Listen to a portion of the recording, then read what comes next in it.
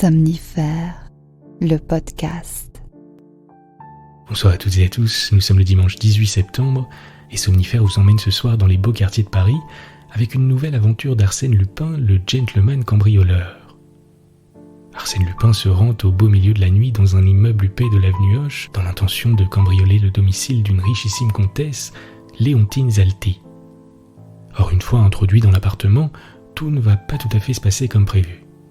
C'est un récit de Maurice Leblanc intitulé « La perle noire ». Et juste avant cela, une séance de relaxation pour s'endormir avec quiétude en cultivant optimisme et gratitude.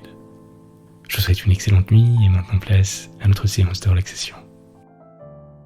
La séance de relaxation. On va refermer ensemble ce week-end et se préparer à s'endormir paisiblement pour affronter avec sérénité la semaine qui arrive.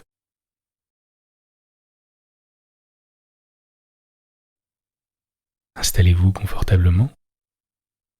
Laissez votre corps s'abandonner de tout son poids sur le matelas. Mettez de côté toutes les petites choses du quotidien et quand vous le souhaitez, fermez les yeux. Il n'y a plus rien à faire, rien à penser, rien à planifier. L'heure est à la détente et tout le reste attendra demain. Prenez une profonde inspiration par le nez et faites en sorte de relâcher toutes les tensions à l'expire. Une seconde fois, on inspire profondément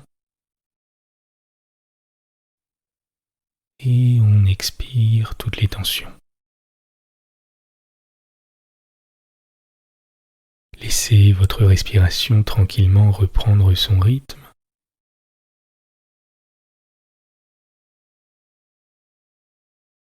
Et pendant la prochaine minute, portez simplement votre attention sur la région de votre ventre.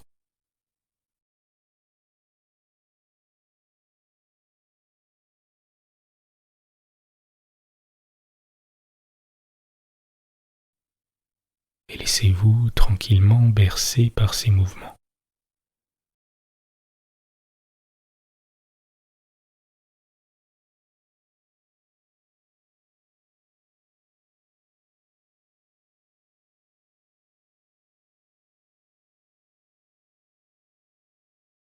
Cultiver des émotions positives avant le coucher permet de s'endormir plus sereinement, d'instaurer un sentiment de calme et de sérénité.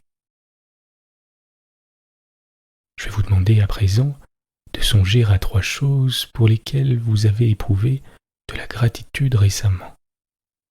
Vous ne l'avez peut-être pas ressenti sur le moment, mais même dans les moments difficiles, il y a toujours des choses pour lesquelles on est en mesure de ressentir de l'appréciation. Ce peut être de toutes petites choses, comme le sourire d'un inconnu ou le texto d'un ami. Ou des choses plus générales, comme reconnaître la chance que l'on a d'être en sécurité ou d'être aimé de quelqu'un. Faites simplement mentalement une petite liste des choses en ce moment pour lesquelles vous ressentez de la reconnaissance, de l'appréciation, de la gratitude. Et concentrez-vous sur les émotions que cela provoque en vous. Je vous laisse un petit moment pour le faire.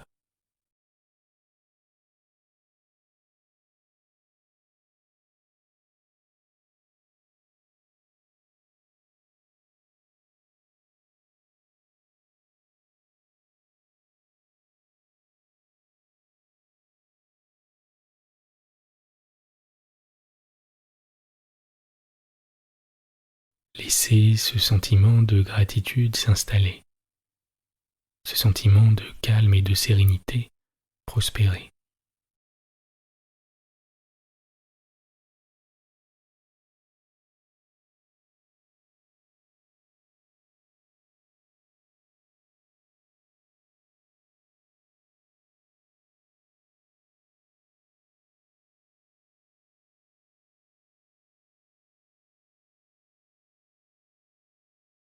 Portez votre attention sur vos deux pieds et sentez comme une douce sensation de chaleur les envelopper.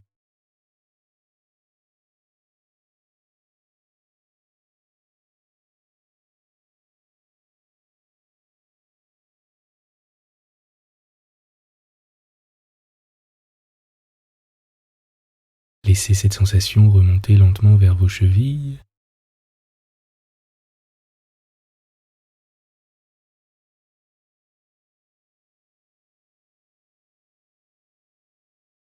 vos mollets,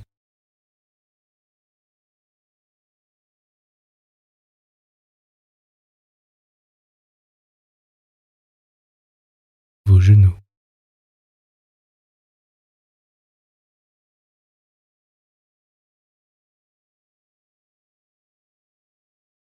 vos cuisses,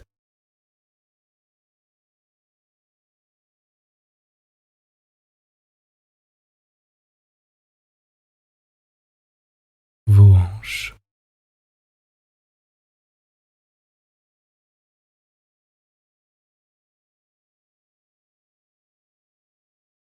votre ventre qui continue de vous bercer tranquillement.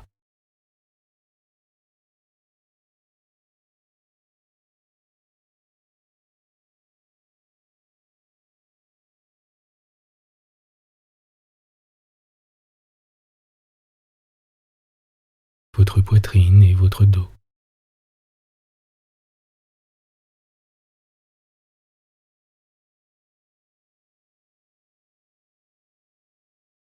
Vos épaules qui sont complètement relâchées.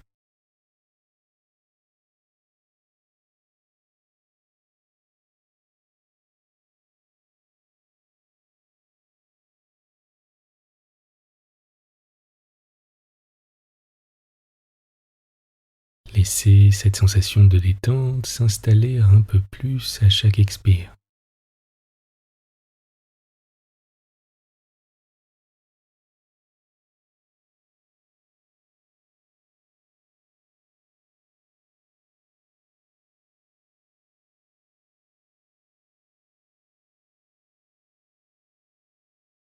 Avant de rejoindre votre nuque, tranquillement, comme un subtil massage.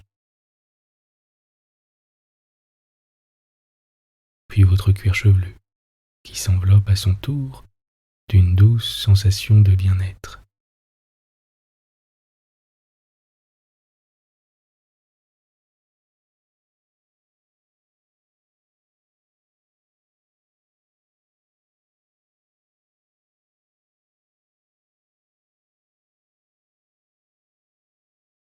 Pendant un court instant, ne faites rien d'autre que de profiter de cet état de détente et de quiétude.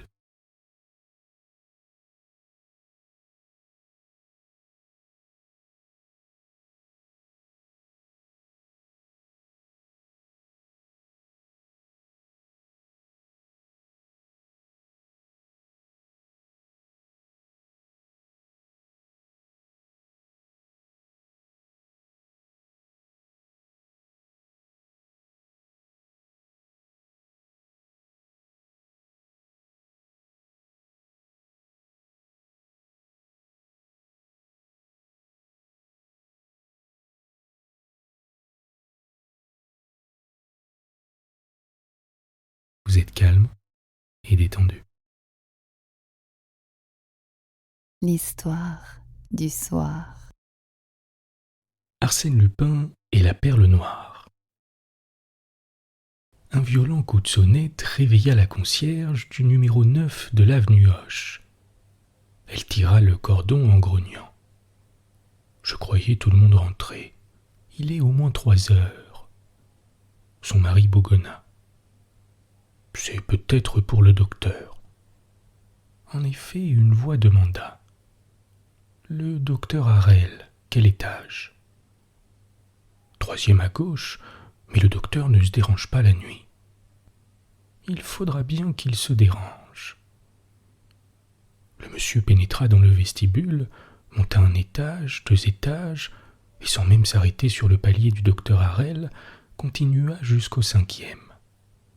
Là, il essaya deux clés. L'une fit fonctionner la serrure, l'autre le verrou de sûreté. « À merveille, murmura-t-il, la besogne est considérablement simplifiée.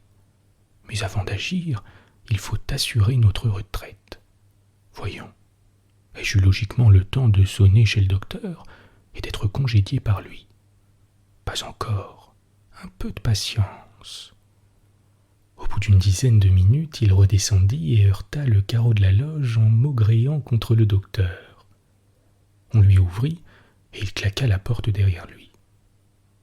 Or cette porte ne se ferma point, l'homme ayant vivement appliqué un morceau de fer sur la gâche afin que le peigne ne pût s'y introduire. Il rentra donc sans bruit à l'insu des concierges. En cas d'alarme, sa retraite était assurée. Paisiblement, il remonta les 5 étages. Dans l'antichambre, à la lueur d'une lanterne électrique, il déposa son pardessus et son chapeau sur une des chaises, s'assit sur une autre et enveloppa ses bottines d'épais chaussons de feutre. Ouf, ça y est, et combien facilement. Je me demande un peu pourquoi tout le monde ne choisit pas le confortable métier de cambrioleur. Avec un peu d'adresse et de réflexion, il n'en est pas de plus charmant. Un métier de tout repos, un métier de père de famille, trop commode même, cela devient fastidieux. Il déplia un plan détaillé de l'appartement. Commençons par nous orienter. Ici, j'aperçois le rectangle du vestibule où je suis. Du côté de la rue, le salon, le boudoir et la salle à manger. Inutile de perdre son temps par là, il paraît que la comtesse a un goût déplorable, pas un bibelot de valeur. Donc, droit au but. Ah, voici le tracé d'un couloir. Du couloir qui mène aux chambres.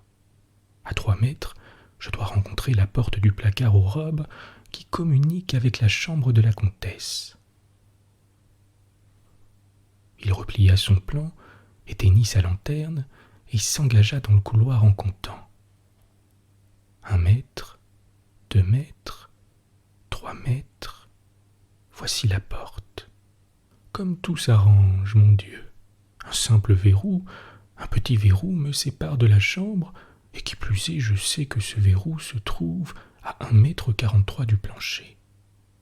De sorte que grâce à une légère incision que je vais pratiquer autour, nous en serons débarrassés. Il sortit de sa poche les instruments nécessaires, mais une idée l'arrêta. Et si par hasard ce verrou n'était pas poussé? Essayons toujours pour ce qu'il en coûte. Il tourna le bouton de la serrure, la porte s'ouvrit. Mon brave Lupin, décidément la chance te favorise. Que te faut-il maintenant? Tu connais la topographie des lieux où tu vas opérer, tu connais l'endroit où la comtesse cache la perle noire. Par conséquent, pour que la perle noire t'appartienne, il s'agit tout bêtement d'être plus silencieux que le silence et plus invisible que la nuit. Arsène Lupin employa bien une demi-heure pour ouvrir la seconde porte, une porte vitrée qui donnait sur la chambre. Mais il le fit avec tant de précaution qu'alors même que la comtesse n'eût pas dormi, aucun grincement équivoque n'aurait pu l'inquiéter. D'après les indications de son plan, il n'avait qu'à suivre le contour d'une chaise longue. Cela le conduisait à un fauteuil, puis à une petite table située près du lit. Sur la table, il y avait une boîte de papier à lettres, et enfermée tout simplement dans cette boîte, la perle noire. Il s'allongea sur le tapis et suivit les contours de la chaise longue. Mais à l'extrémité, il s'arrêta pour réprimer les battements de son cœur. Bien qu'aucune crainte ne l'agitât, il lui était impossible de vaincre cette sorte d'angoisse nerveuse que l'on éprouve dans le trop grand silence. Mais il s'en étonnait, car enfin il avait vécu sans émotion des minutes plus solennelles. Nul danger ne le menaçait. Alors pourquoi son cœur battait-il comme une cloche affolée? Était-ce cette femme endormie qui l'impressionnait, cette vie si voisine de la sienne? Il écouta et crut discerner le rythme d'une respiration. il fut rassuré comme par une présence amie. Il chercha le fauteuil, puis par petits gestes insensibles, rampa vers la table, tâtant l'ombre de son bras étendu. Sa main droite rencontra un des pieds de la table. Enfin, il n'avait plus qu'à se lever, à prendre la perle et à s'en aller. Heureusement, car son cœur recommençait à sauter dans sa poitrine comme une bête terrifiée, et avec un tel bruit qu'il lui semblait impossible que la comtesse ne s'éveillât point. Il l'apaisa dans un élan de volonté prodigieux, mais au moment où il essayait de se relever, sa main gauche heurta sur le tapis un objet qu'il reconnut tout de suite pour un flambeau renversé. Et aussitôt un autre objet se présenta, une pendule, une de ces petites pendules de voyage qui sont recouvertes d'une gaine de cuir. Quoi ? Que se passait-il ? Il ne comprenait pas. Ce flambeau, cette pendule, pourquoi ces objets n'étaient-ils pas à leur place habituelle ? Ah, que se passait-il dans l'ombre effarante ? Et soudain, un cri lui échappa. Il avait touché à quelque chose étrange, innommable.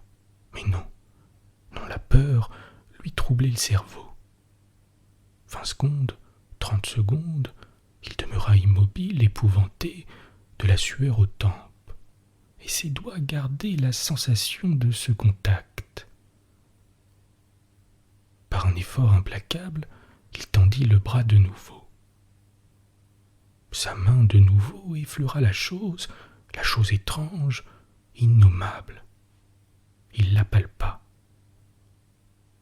Il exigea que sa main la palpât et se rendit compte. C'était une chevelure, un visage, et ce visage était froid, presque glacé. Si terrifiante que soit la réalité, un homme comme Arsène Lupin la domine dès qu'il en a pris connaissance. Rapidement, il fit jouer le ressort de sa lanterne. Une femme gisait devant lui, couverte de sang. D'affreuses blessures dévastaient son cou et ses épaules. Il se pencha et l'examina. Elle était morte. Morte, morte, répéta-t-il avec stupeur. Et il regardait ses yeux fixes, le rictus de cette bouche, cette chair livide et ce sang, tout ce sang qui avait coulé sur le tapis et se figeait maintenant, épais et noir. S'étant relevé, il tourna le bouton de l'électricité.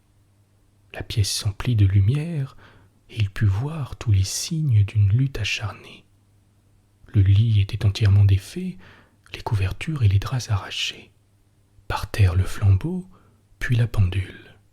Les aiguilles marquaient 11h20. Puis plus loin, une chaise renversée, et partout du sang, des flaques de sang. Et la perle noire, murmura-t-il. La boîte de papier à lettres était à sa place, il l'ouvrit vivement. Elle contenait l'écrin.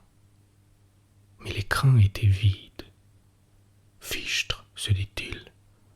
Tu t'es vanté un peu tôt de ta chance, mon ami Arsène Lupin. La comtesse assassinée, la perle noire disparue, la situation n'est pas brillante.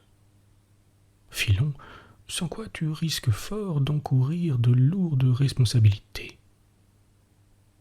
Il ne bougea pas cependant.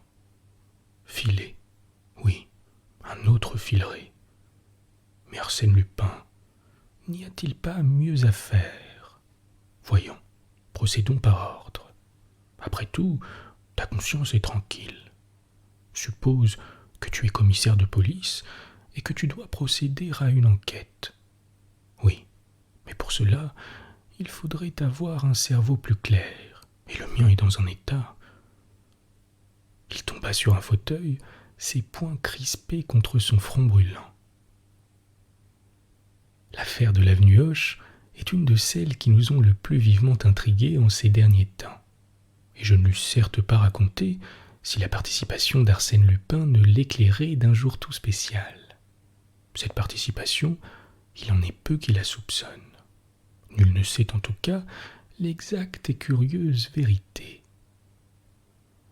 qui ne connaissait, pour l'avoir rencontrée au bois, Léontine Zalti, l'ancienne cantatrice, épouse et veuve du comte d'Andillot, la Zalti dont le luxe éblouissait Paris il y a quelque 20 ans, la Zalti, comtesse d'Andillot, à qui ces parures de diamants et de perles valaient une réputation européenne. On disait d'elle qu'elle portait sur ses épaules le coffre-fort de plusieurs maisons de banque et les mines d'or de plusieurs compagnies australiennes. Les grands joailliers travaillaient pour la Zalti comme on travaillait jadis pour les rois et pour les reines. Et qui ne se souvient de la catastrophe où toutes ces richesses furent englouties. Maisons de banque et mines d'or, le gouffre dévora tout. De la collection merveilleuse, dispersée par le commissaire-priseur, il ne resta que la fameuse perle noire, la perle noire, c'est-à-dire une fortune si elle avait voulu s'en défaire. Elle ne le voulut point. Elle préféra se restreindre, vivre dans un simple appartement avec sa dame de compagnie, sa cuisinière et un domestique, plutôt que de vendre cet inestimable joyau. Il y avait à cela une raison qu'elle ne craignait pas d'avouer. La perle noire était le cadeau d'un empereur, et presque ruinée, réduite à l'existence la plus médiocre, elle demeura fidèle à sa compagne des beaux jours. « Moi vivante, disait-elle, je ne la quitterai pas. » Du matin au soir, elle la portait à son cou. La nuit, elle la mettait dans un endroit connu d'elle seule. Tous ces faits rappelés par les feuilles publiques stimulèrent la curiosité, et chose bizarre, mais facile à comprendre pour ceux qui ont le mot de l'énigme, ce fut précisément l'arrestation de l'assassin présumé qui compliqua le mystère et prolongea l'émotion. Le surlendemain, en effet, les journaux publiaient la nouvelle suivante. On nous annonce l'arrestation de Victor Danègre, le domestique de la comtesse d'Andillot. Les charges relevées contre lui sont écrasantes. Sur la manche en lustrine de son gilet de livrée, que M. Dudouis, le chef de la sûreté, a trouvé dans sa mansarde, entre le sommier et le matelas, on a constaté des taches de sang. En outre, il manquait à ce gilet un bouton recouvert d'étoffe. Or ce bouton, dès le début des perquisitions, avait été ramassé sous le lit même de la victime. Il est probable qu'après le dîner, Danègre, au lieu de regagner sa mansarde, se sera glissé dans le cabinet aux robes et que par la porte vitrée, il a vu la comtesse cacher la perle noire. Nous devons dire que jusqu'ici, aucune preuve n'est venue confirmer cette supposition. En tout cas, un autre point reste obscur. À 7 heures du matin, Danègre s'est rendu au bureau de tabac du boulevard de Courcelles. La concierge d'abord, puis la buraliste ont témoigné dans ce sens. D'autre part, la cuisinière de la comtesse et sa dame de compagnie, qui toutes deux couchent au bout du couloir, affirment qu'à 8 heures, quand elles se sont levées, la porte de l'antichambre et la porte de la cuisine étaient fermées à double tour. Depuis 20 ans au service de la comtesse, ces deux personnes sont au-dessus de tout soupçon. On se demande donc comment Danègre a pu sortir de l'appartement. S'était-il fait faire une autre clé? L'instruction éclaircira ces différents points. L'instruction n'éclaircit absolument rien, au contraire. On apprit que Victor Danègre était un récidiviste dangereux, un alcoolique et un débauché qu'un coup de couteau n'effrayait pas. Mais l'affaire elle-même semblait, au fur et à mesure qu'on l'étudiait, s'envelopper de ténèbres plus épaisses et de contradictions plus inexplicables. D'abord, une demoiselle de Saint-Clèves, cousine et unique héritière de la victime, déclara que la comtesse, 1 mois avant sa mort, lui avait confié dans une de ses lettres la façon dont elle cachait la perle noire.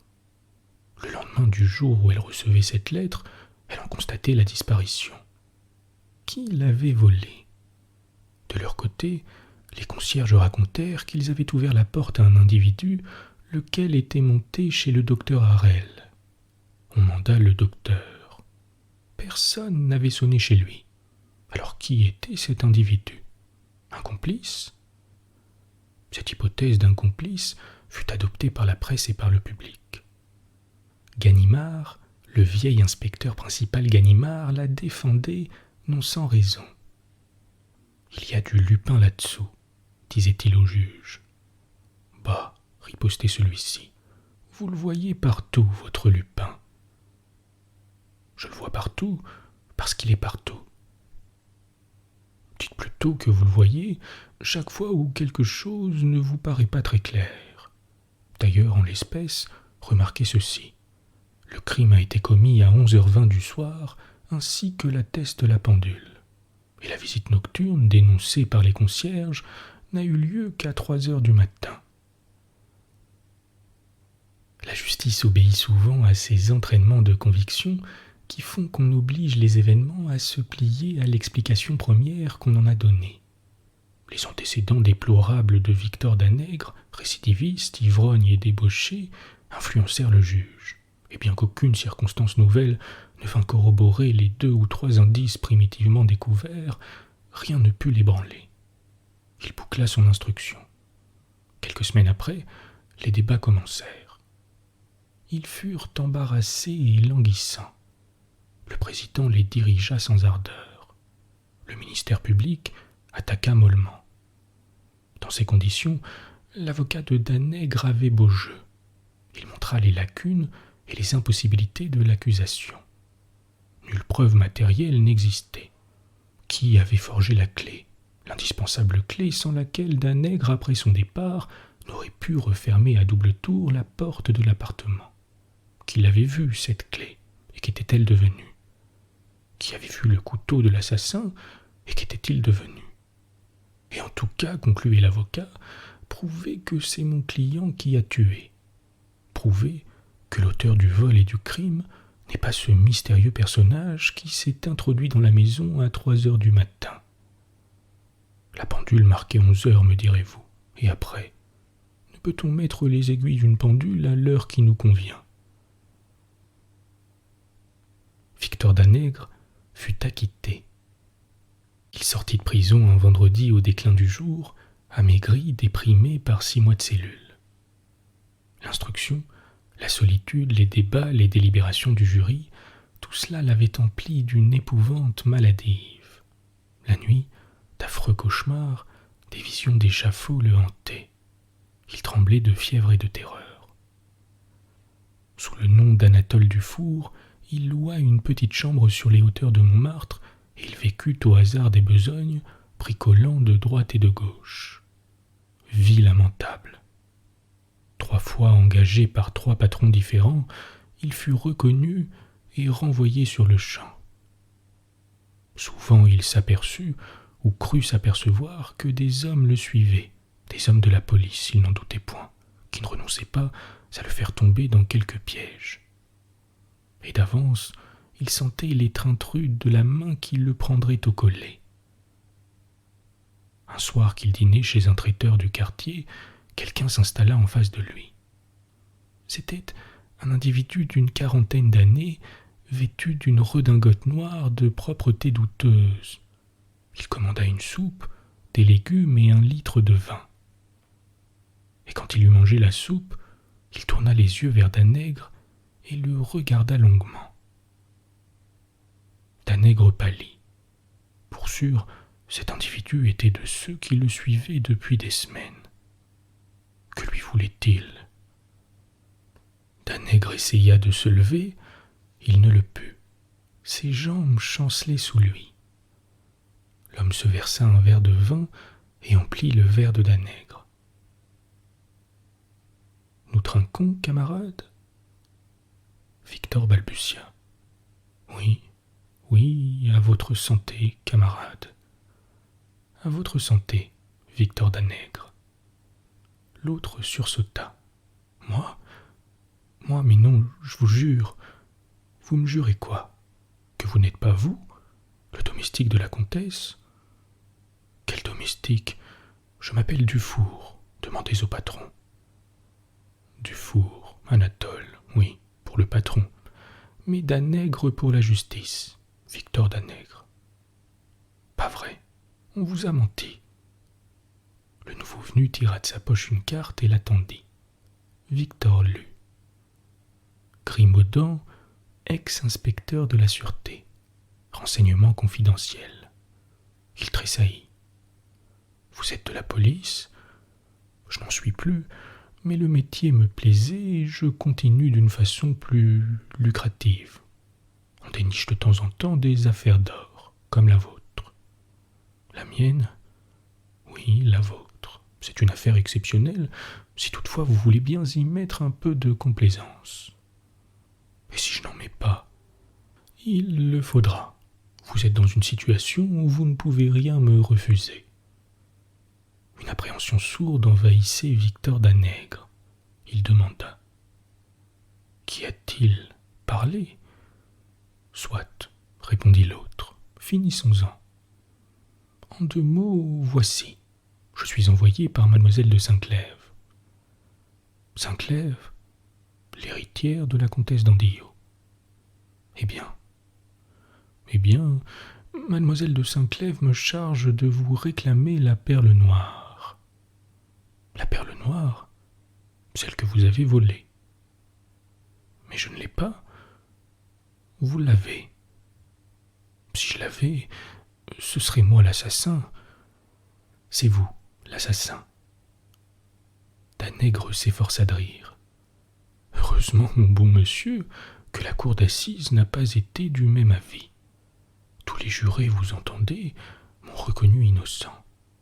Et quand on a sa conscience pour soi et l'estime de 12 braves gens, l'ex-inspecteur lui saisit le bras. Pas de phrase, mon petit. Écoutez-moi bien attentivement et pesez mes paroles, elles en valent la peine. Danègre, 3 semaines avant le crime, vous avez dérobé à la cuisinière la clé qui ouvre la porte de service. Et vous avez fait faire une clé semblable chez Outard, serrurier, 244 rue Oberkampf. Pas vrai, gronda Victor. Personne n'a vu cette clé, elle n'existe pas. La voici. Après un silence, Grimaudan reprit. Vous avez tué la comtesse à l'aide d'un couteau à virole acheté au bazar de la République, le jour même où vous commandiez votre clé. La lame est triangulaire et creusée d'une cannelure. De la blague tout cela. Vous parlez au hasard. Personne n'a vu le couteau. Le voici.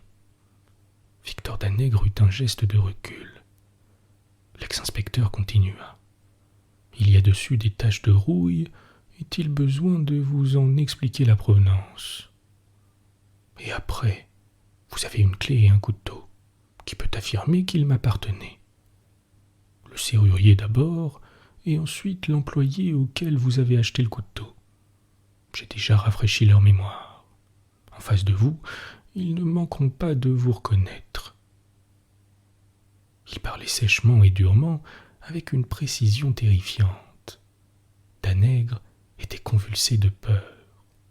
Ni le juge, ni le président des assises, ni l'avocat général ne l'avaient serré d'aussi près, n'avaient vu aussi clair dans des choses que lui-même ne discernait plus très nettement. Cependant, il essaya encore de jouer l'indifférence. Si c'est cela toutes vos preuves, il me reste celle-ci. Vous êtes reparti après le crime par le même chemin. Mais au milieu du cabinet aux robes, pris d'effroi, vous avez dû vous appuyer contre le mur pour garder votre équilibre. Comment le savez-vous ? Bégaya Victor. Personne ne peut le savoir. La justice, non. Il ne pouvait venir à l'idée d'aucun de ces messieurs du parquet d'allumer une bougie et d'examiner les murs. Mais si on le faisait, on verrait sur le plâtre blanc une marque rouge très légère, assez nette cependant pour qu'on y découvre l'empreinte de la face antérieure de votre pouce tout humide de sang et que vous avez posé contre le mur. Or vous n'ignorez pas qu'en anthropométrie, c'est là un des principaux moyens d'identification. Victor Danègre était blême. Des gouttes de sueur coulaient de son front sur la table. Il considérait avec des yeux de fou cet homme étrange qui évoquait son crime comme s'il en avait été le témoin invisible. Il baissa la tête, vaincu, impuissant. Depuis des mois, il luttait contre tout le monde.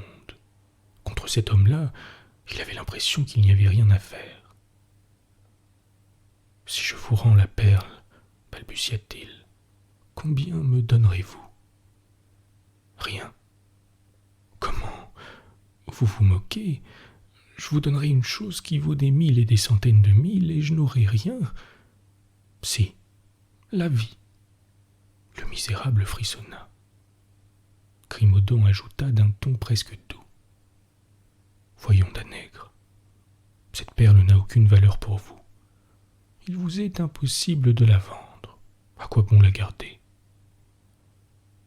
Il y a des reselleurs, et un jour ou l'autre, à n'importe quel prix, un jour ou l'autre, il sera trop tard. Pourquoi ? Pourquoi ? Mais parce que la justice aura remis la main sur vous, et cette fois, avec les preuves que je lui fournirai, le couteau, la clé, l'indication du pouce, vous êtes fichu, mon bonhomme. Victor s'étreignit la tête de ses deux mains et réfléchit. Il se sentait perdu, en effet irrémédiablement perdu. Et en même temps, une grande fatigue l'envahissait, un immense besoin de repos et d'abandon. Il murmura. « Quand vous la faut-il ? » ?»« Ce soir, avant 1 heure. »« Sinon, je mets à la poste cette lettre où mademoiselle de Saint-Clèves vous dénonce au procureur de la République. » Danègre se versa 2 verres de vin qu'il but coup sur coup, puis se levant. « Payez l'addition. Et allons-y, j'en ai assez de cette maudite affaire. » La nuit était venue. Les 2 hommes descendirent la rue Le Pic et suivirent les boulevards extérieurs en se dirigeant vers l'Étoile. Ils marchaient silencieusement, Victor très las et le dos voûté. Au parc Monceau, il dit « C'est du côté de la maison. » « Parbleu, vous n'en êtes sorti avant votre arrestation que pour aller au bureau de tabac. »« Nous y sommes, » fit Danègre d'une voix sourde. Ils longèrent la grille du jardin et traversèrent une rue dont le bureau de tabac faisait l'encoignure. Danègre s'arrêta quelques pas plus loin. Ses jambes vacillaient. Il tomba sur un banc. « Eh bien ?» demanda son compagnon. « C'est là. »« C'est là ? Qu'est-ce que vous me chantez ? » ?»« Oui, là, devant nous. »« Devant nous ? Dites donc, Danègre, il ne faudrait pas... Je vous répète qu'elle est là. »« Où ? » ?»« Entre 2 pavés. »« Lesquels ? » ?»« Cherchez. »« Lesquels ? » répéta Grimaudan. Victor ne répondit pas. « Ah, parfait. Tu veux me faire poser, mon bonhomme ? » ?»« Non, mais je vais crever de misère. »« Et alors, tu hésites ? Allons, je serai bon prince.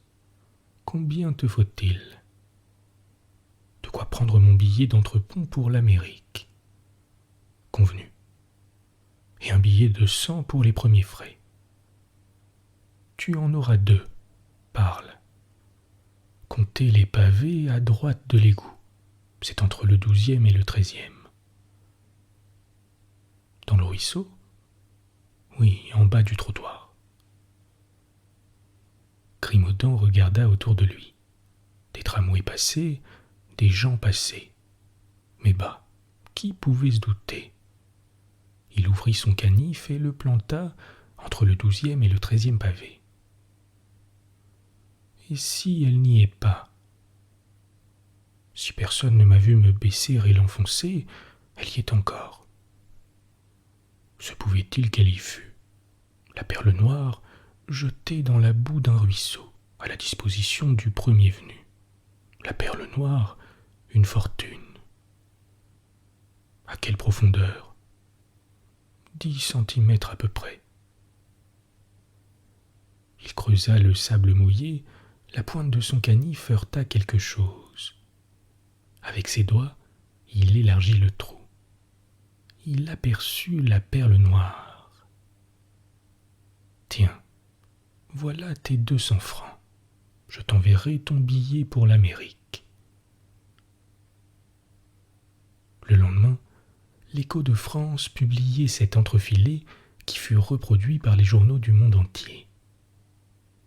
Depuis hier, la fameuse perle noire est entre les mains d'Arsène Lupin, qui l'a reprise au meurtrier de la comtesse d'Andillot.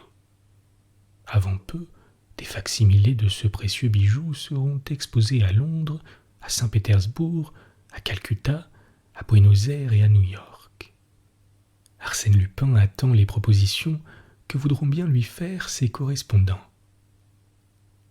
Et voilà comme quoi le crime est toujours puni et la vertu récompensée, conclut Arsène Lupin lorsqu'il m'eut révélé les dessous de l'affaire.